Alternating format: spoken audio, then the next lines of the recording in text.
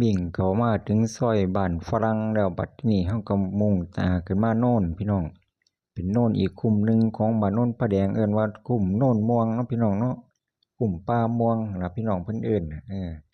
บ้านคนก็อยู่นำไร่นำนาคือเก่าล่ะครับบุกบ้านไว้เทิงโน่นเทิงคุมโน่นป่าม่วงนี่แต่ก่อนน่าจะเป็นป่าม่วงเนาะ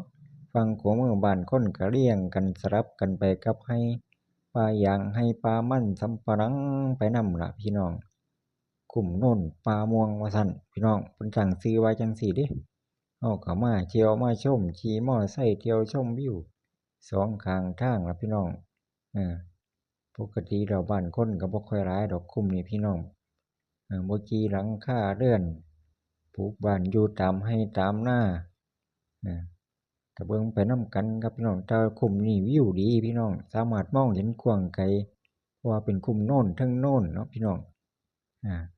มองออกไปก็เห็นวิวทิวทัศน์อย่างงามมองเห็นถนนใหญ่มองเห็นวิวถ้ำวิวภูเขาพร้อมนี่พี่น้องเบิ่งทางหน้าคือจั่งทางหน้านี่ มองไปเขาเจ้าเอิ้นว่าถ้ำผาสองห้องพี่น้องเห็นข้างหน้า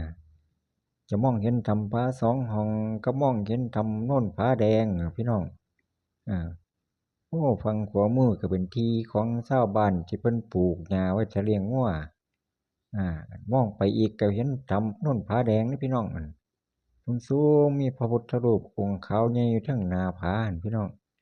เดี๋ยวผมจะพาพี่น้องจอดถ่ายวิวเบิ่งจักคราวจั่งค่อยจะเดินทางต่อคลิปต่อไปก็สิออกไปอีกคุมหนึ่งนะพี่น้องคุมนั่นก็จะเป็นคุมเลี่ยงตามถนนหนทางไปอีกเด้สำหรับคลิป EP นี้ก็พากัน